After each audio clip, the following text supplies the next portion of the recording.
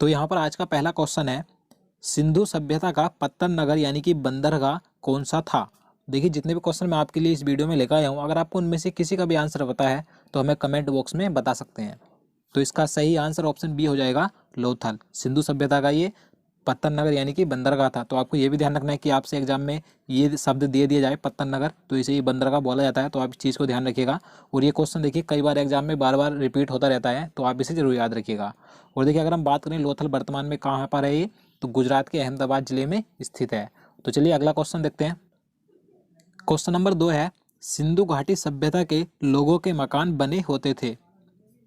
सही answer option A हो जाएगा, पक्की ईंटों। आपको याद रखना है सिंधु घाटी सभ्यता के लोगों के मकान पक्की ईंटों के बने होते थे।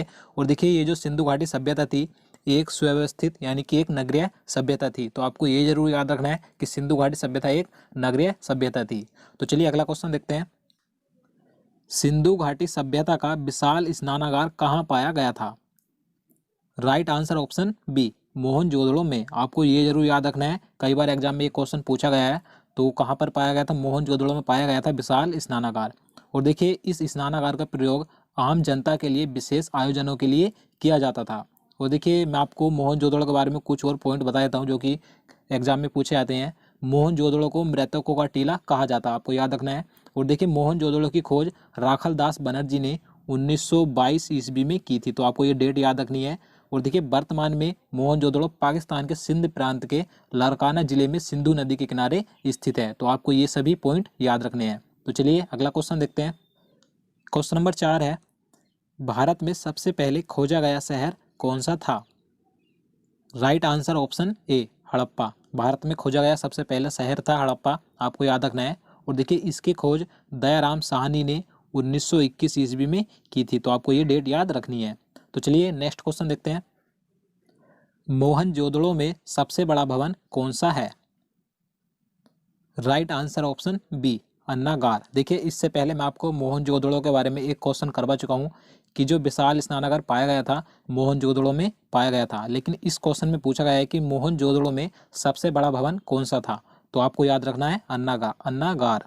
ये मोहनजोदड़ो की सबसे बड़ी इमारत थी। तो चलिए नेक्स्ट क्वेश्चन देखते हैं।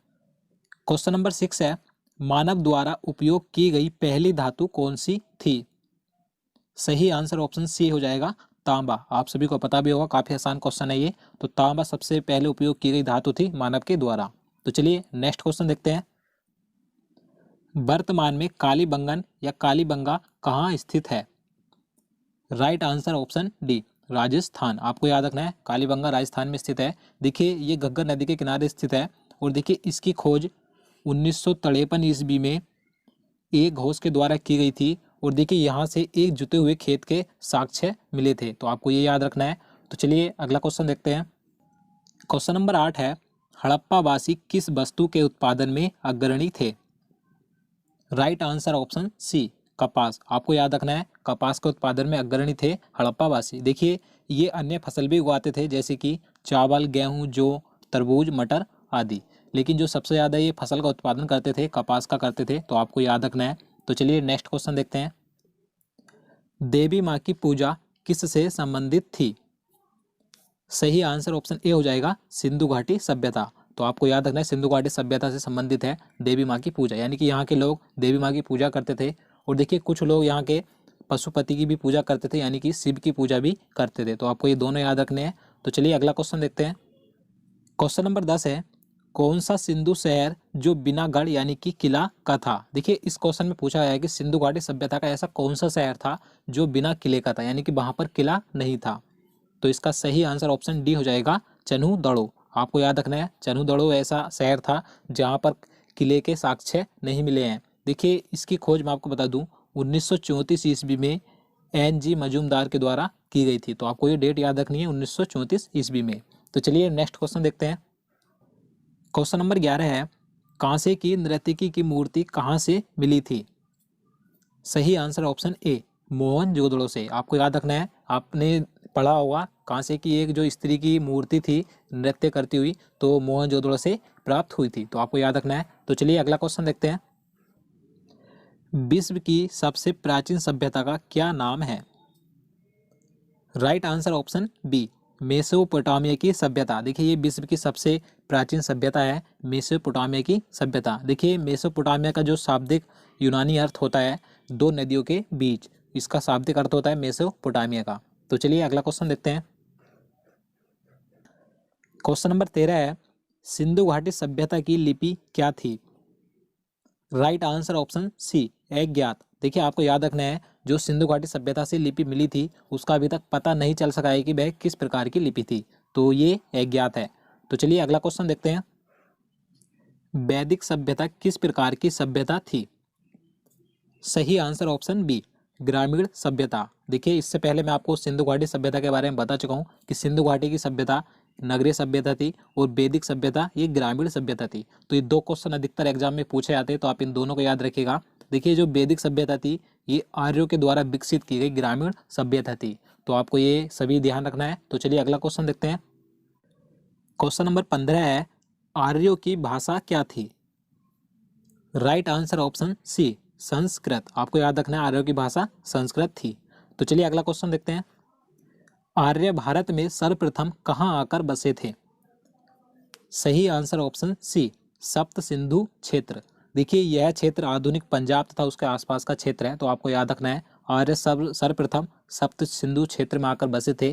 देखिए अगर हम बात करें कि आर्यों का मूल निवास स्थान क्या था, देखिए इसके लिए कई विद्वानों के अलग अलग मत हैं, लेकिन मैक्स मूलर के अनुसार इनका मूल निवास मध्य एशिया था, तो आपको याद रखना है। तो चलिए नेक्स्ट क्वेश्चन देखते हैं। वैदिक लोगों द्वारा किस धातु का प्रयोग पहले किया गया था?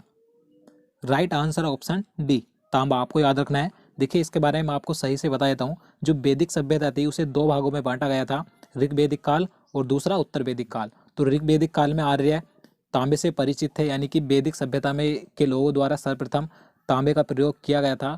और उत्तर वैदिक काल में जो उत्तर वैदिक काल के लोग थे वे लोहे से भी परिचित हो गए थे, तो आपको याद रखना है। तो चलिए अगला क्वेश्चन देखते हैं। क्वेश्चन नंबर 18 है, वैदिक आर्यों का प्रमुख भोजन क्या था? राइट आंसर ऑप्शन बी दूध और इसके उत्पाद। देखिए इनके जीवन में गाय और दूध का बहुत महत्व था। ये दूध तथा दूध में सत्तू मिलाकर पीते थे, तो आपको याद रखना है वैदिक आर्यों का प्रमुख भोजन दूध और इसके उत्पाद था। तो चलिए अगला क्वेश्चन देखते हैं। आर्य शब्द का शाब्दिक अर्थ क्या है? सही आंसर ऑप्शन बी श्रेष्ठ या कुलीन। तो आपको याद रखना है आर्य शब्द का जो शाब्दिक अर्थ होता है श्रेष्ठ या कुलीन होता है। तो नेक्स्ट क्वेश्चन देखते हैं। क्वेश्चन नंबर 20 है, ऋग्वैदिक आर्यों का मुख्य व्यवसाय क्या था?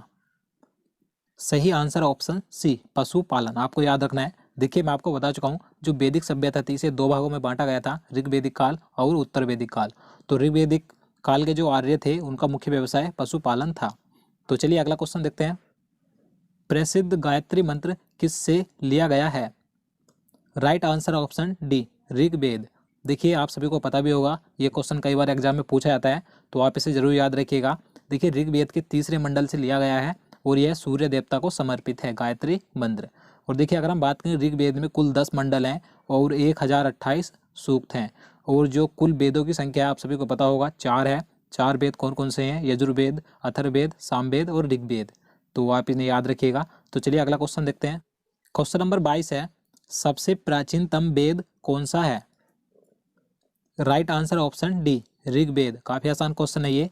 अगर हम बात करें सबसे बाद का वेद कौन सा है, तो सबसे बाद का वेद अथर्ववेद है और सबसे प्राचीनतम यानी कि सबसे पहला वेद ऋग्वेद है, तो आप इन दोनों को याद रखिएगा।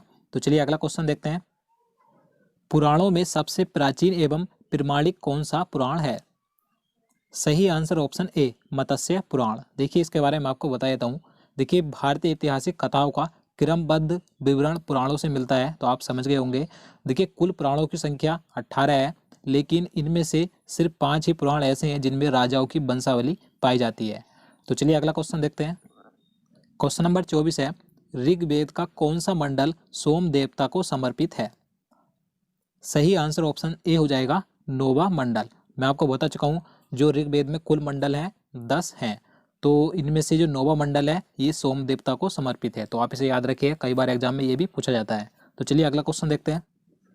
किस वेद में बलि सूत्रों का जिक्र किया गया है? Right answer option A Yajurveda. आपको याद रखना है बलि सूत्रों का जिक्र यजुर्वेद में किया गया है और अगर हम बात करें यहाँ पर अथर्ववेद की, अथर्ववेद में जादू टोनों से संबंधित है ये। और जो सामवेद है ये संगीत से संबंधित है। और ऋग्वेद ये प्रारंभिक कार्यों के विस्तार से संबंधित है। तो आप इन चारों को याद रखिएगा। तो दोस्तों आज के लिए इतना ही। उम्मीद करता हूँ आपको वीडियो पसंद आया होगा। अगर आपको वीडियो अच्छा लगा हो तो प्लीज़ लाइक ज़रूर करना और चैनल को भी सब्सक्राइब करना। और दोस्तों अगर आप हमारे पहले के सभी वीडियो देखना चाहते हैं तो आप हमारे चैनल में जाकर उन सभी वीडियो को देख सकते हैं। आपका आने वाले एग्जाम के लिए काफ़ी महत्वपूर्ण है। तो चलिए मिलते हैं नेक्स्ट वीडियो में, तब तक के लिए नमस्कार।